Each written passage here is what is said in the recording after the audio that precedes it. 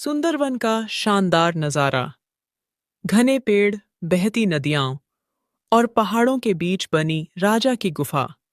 गुफा के बाहर जंगल के सभी जानवर इकट्ठा हैं। तभी गुफा से बूढ़े मंत्री भालू दादा बाहर आते हैं और उनके पीछे एक अजीब लेकिन बेहद खूबसूरत शेर का बच्चा बाहर आता है।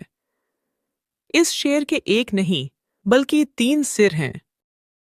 सुंदरवन के इतिहास में आज का दिन सबसे अनोखा था। पुराने राजा के घर एक ऐसे राजकुमार का जन्म हुआ था जिसके 3 सिर थे। साफ दिल के जानवर इसे भगवान का चमत्कार मान रहे थे, लेकिन कुछ चालाक जानवर इसे एक मुसीबत समझ रहे थे। अरे बाप रे, एक शेर के 3 3 सिर। यह राजा बनेगा या हम सबको 3 गुना ज्यादा खाएगा? भागो भाई। शांत हो जाओ सब।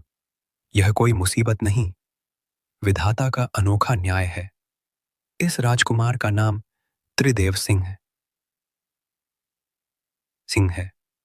इसके 3 सिर, इसके 3 अलग अलग गुण हैं। जैसे जैसे त्रिदेव सिंह बड़ा हुआ, उसके तीनों सिरों की खासियत पूरी दुनिया के सामने आने लगी। बायां सिर बेहद दयालु और भावुक था, जो दूसरों का दर्द देखकर रो पड़ता था। दायां सिर बहुत बुद्धिमान और चतुर था, जो हर समस्या का हल सेकंडों में निकाल लेता था।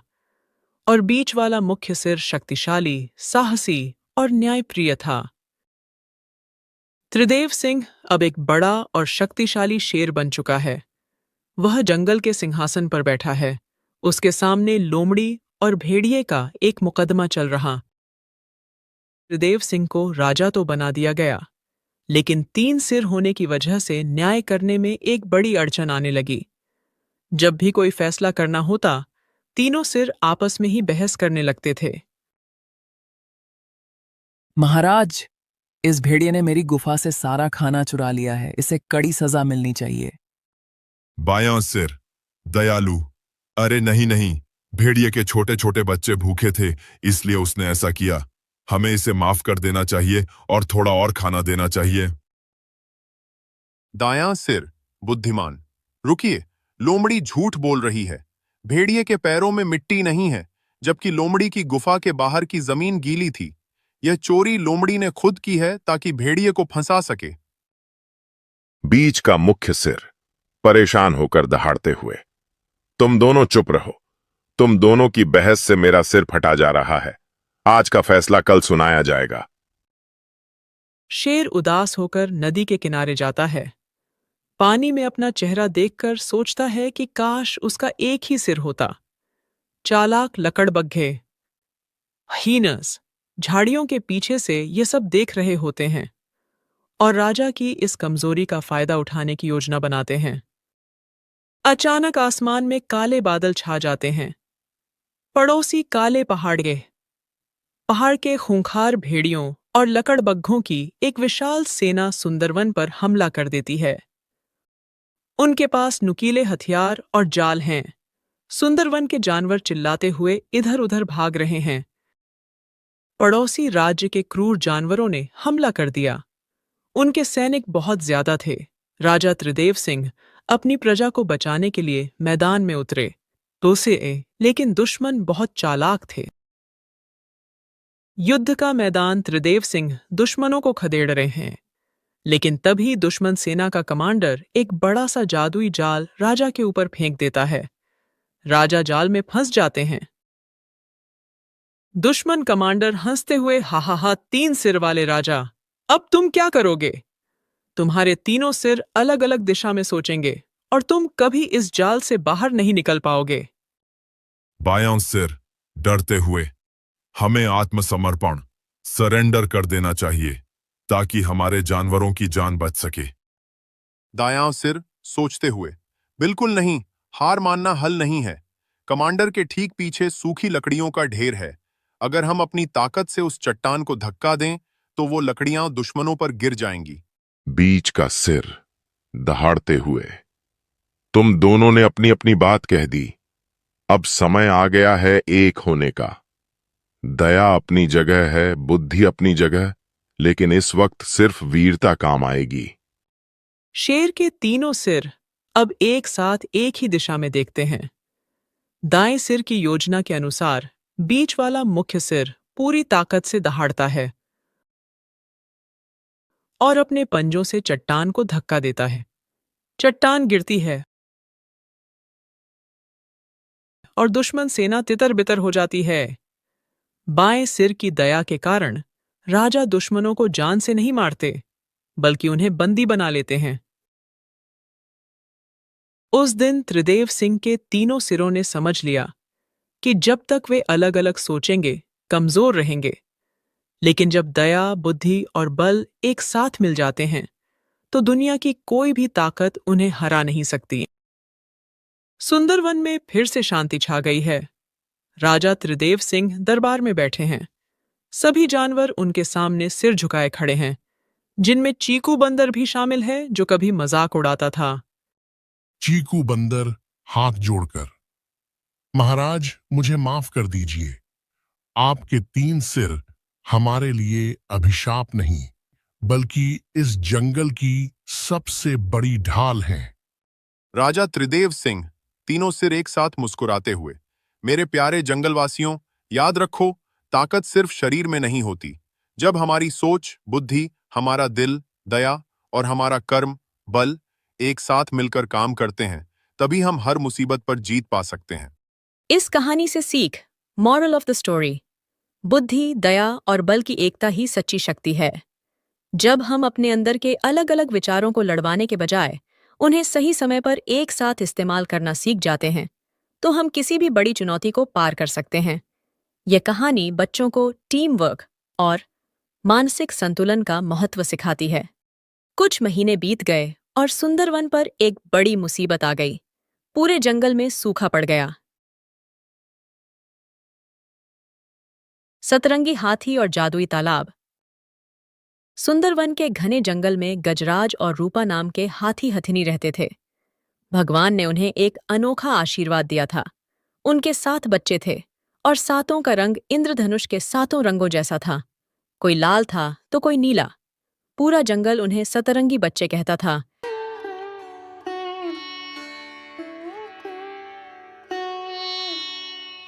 भैया देखो, मेरा नीला रंग इस नदी जैसा है। और मेरा रंग इस मीठे टमाटर जैसा। 7 बच्चे दिन भर मस्ती करते, लेकिन जंगल के कुछ जानवर उनके अलग रंग का मजाक उड़ाते थे। पेड़ की डाल पर बैठा एक काला कौवा, कालू, और जमीन पर चालाक लोमड़ी, लॉली, बच्चों को देखकर हंस रहे हैं। हाथी के बच्चे अपनी सूंड नीचे झुकाए उदास खड़े हैं। अरे देखो देखो, हाथी भी कभी रंग बिरंगे होते हैं क्या? तुम लोग तो सर्कस के जोकर जैसे लगते हो। असली हाथी तो हमारे गजराज जैसा सलेटी होता है। हाँ, तुम लोग तो किसी जादुई बीमारी का शिकार लगते हो। दूर रहो हमसे। बच्चे रोते हुए अपनी माँ रूपा के पास जाते हैं। माँ अपनी सूंड से उन्हें सहलाती है। माँ, क्या हमारा रंग सच में गंदा है? सब हमारा मजाक उड़ाते हैं। हमें भी पापा जैसा सलेटी रंग चाहिए।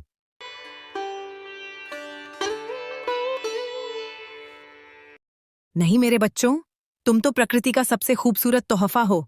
कभी किसी की बातों से उदास मत होना। कुछ महीने बीत गए और सुंदरवन पर एक बड़ी मुसीबत आ गई। पूरे जंगल में सूखा पड़ गया। पानी की एक एक बूंद के लिए जानवर तरसने लगे। तभी कालू कौवे ने उड़कर खबर दी। शेर सिंह जी, उत्तर की सूखी पहाड़ियों के बीच एक पुराना जादुई कुआं मिला है। उसमें पानी है, लेकिन वहां संकट है। शेर सिंह, भालू, लोमड़ी और सारे जानवर उस कुएं के पास पहुंचते हैं। कुएं के ऊपर एक बड़ा, अजीब सा रंगहीन भूत, ग्रे मॉन्स्टर बैठा है। जो भी जानवर पानी लेने जाता है, भूत उसे डराकर भगा देता है। हा, इस कुएं का पानी सिर्फ उसे मिलेगा जो मुझे इस बेरंग दुनिया में इंद्रधनुष के रंग दिखाएगा। अगर कोई रंग नहीं लाया तो मैं पूरा जंगल सुखा दूंगा। सारे जानवर डरकर पीछे हट जाते हैं। शेर सिंह भी बेबस खड़ा है। तभी 7 रंग बिरंगे हाथी के बच्चे आगे बढ़ते हैं। उनके माता पिता उन्हें गर्व से देखते हैं। जब जंगल के बड़े बड़े शूरवीर हार गए, तब आगे आए वो सतरंगी बच्चे जिनका सब मजाक उड़ाते थे।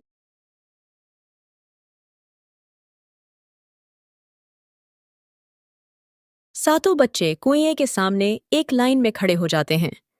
सूरज की रोशनी जब उनके चमकदार शरीर पर पड़ती है, तो एक असली और विशाल इंद्रधनुष रेनबो आसमान में बन जाता है। सातों बच्चे खुशी से नाचने लगते हैं। अरे वाह, इतने सुंदर रंग! मेरी आंखें तृप्त हो गईं। तुम बच्चे अद्भुत हो। भूत खुशी से गायब हो जाता है और कुएं से पानी का एक बड़ा फव्वारा फूट पड़ता है। सूखी नदी फिर से बहने लगती है। चारों तरफ हरियाली छा जाती है। सारे जानवर पानी पीकर खुश हो रहे हैं। शेर सिंह सतरंगी बच्चों के गले में फूलों की माला डाल रहे हैं। कालू कौवा और लोमड़ी हाथ जोड़कर बच्चों से माफी मांग रहे हैं। सतरंगी बच्चों, आज तुम्हारी वजह से पूरे सुंदरवन की जान बची है। तुम हमारे जंगल का गौरव हो। माफ कर दो बच्चों, हमने तुम्हारे रंग का मजाक उड़ाया, जबकि तुम्हारी यही खूबी आज हमारे काम आई। सातों बच्चे अपनी सूंड में पानी भरकर आसमान में उड़ाते हैं, जिससे एक और छोटा सा इंद्रधनुष बनता है। हमारा अलग होना ही हमारी सबसे बड़ी ताकत है। किसी के रंग, रूप या आकार का मजाक नहीं उड़ाना चाहिए, क्योंकि जो चीज आज दूसरों को अजीब लगती है, वही कल दुनिया को बचा सकती है। अरे, ये तो एक दुर्लभ सफेद बाघ है। ये तो हम जैसा ही है।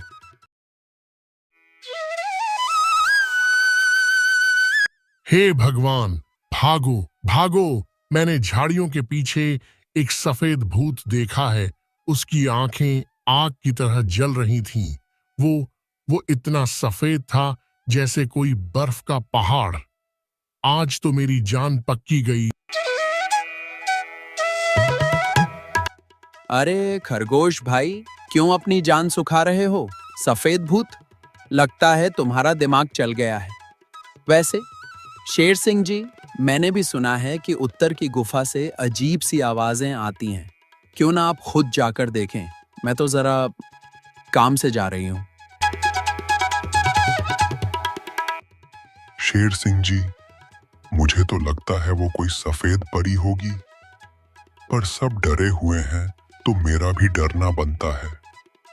चलिए, मैं आपके साथ चलता हूं, पर अगर वो भूत निकला तो मैं सबसे पहले भागूंगा। पहले ही बता रहा हूं।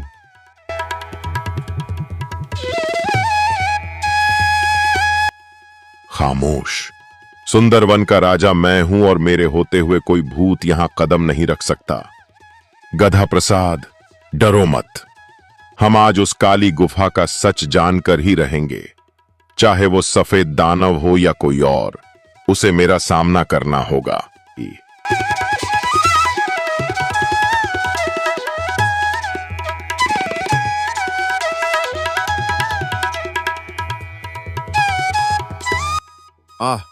कोई है क्या? कोई मेरी मदद करेगा? मेरा ये सफेद रंग मेरे लिए अभिशाप बन गया है। न मैं बर्फ में छिप सकता हूँ, न जंगल में शिकार कर सकता हूँ। सब मुझे देखकर डर जाते हैं, पर मैं तो प्यास से मर रहा हूँ।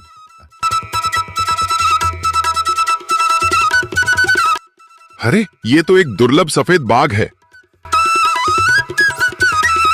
ये तो हम जैसा ही है, बस इसका रंग अलग है। शुक्रिया महाराज, मुझे लगा आप भी मुझे मार देंगे। नहीं दोस्त, आज से तुम हमारे रक्षक हो। तुम्हारा ये अनोखा रंग हमारी शान है। डर नहीं। सीख, जो अलग दिखता है जरूरी नहीं कि वो बुरा हो। बैल और शेर की कहानी। एक घने जंगल में मोती नाम का एक मजबूत बैल रहता था। उसका शरीर बहुत विशाल था और उसकी सींगें तलवार जैसी तेज थीं। लेकिन वह दिल से बहुत शांत और दयालु था। जंगल के सभी जानवर उससे दोस्ती करना चाहते थे। उसी जंगल में एक शेर भी रहता था, जिसका नाम था सुल्तान। वह जंगल का राजा था और अपनी ताकत पर बहुत घमंड करता था। सभी जानवर उससे डरते थे। एक दिन सुल्तान ने मोती को नदी किनारे पानी पीते देखा। इतना ताकतवर बैल देखकर शेर सोचने लगा, अगर यह बैल जंगल में रहा तो कहीं जानवर इसे ही अपना नेता न मान लें। शेर ने बैल को डराने का फैसला किया। सुल्तान जोर से दहाड़ते हुए बोला, यह जंगल मेरा है, यहाँ रहने के लिए तुम्हें मेरी बात माननी होगी। मोती शांत होकर बोला, राजा वही होता है जो सबकी रक्षा करे, न कि सबको डराए। शेर को बहुत गुस्सा आया। उसने बैल पर हमला कर दिया, लेकिन मोती भी कमजोर नहीं था। उसने अपनी मजबूत सींगों से शेर को पीछे धकेल दिया। दोनों की लड़ाई देखकर पूरे जंगल के जानवर डर गए। तभी अचानक मौसम बदल गया। तेज बारिश शुरू हो गई और नदी में बाढ़ आ गई। पानी तेजी से जंगल की ओर आने लगा। छोटे जानवर मदद के लिए चिल्लाने लगे। शेर भी यह देखकर समझ गया कि असली ताकत दूसरों की मदद करने में होती है। वह भी जानवरों को सुरक्षित जगह तक पहुंचाने लगा। कुछ देर बाद सभी जानवर सुरक्षित बच गए। सुल्तान शर्मिंदा होकर बोला, मोती, आज मुझे समझ आया कि ताकत का सही इस्तेमाल दूसरों की रक्षा करना है। मोती मुस्कुराकर बोला, सच्चा राजा वही होता है जो सबका भला करे। उस दिन के बाद शेर का घमंड खत्म हो गया और वह जंगल पर प्यार और न्याय से राज करने लगा।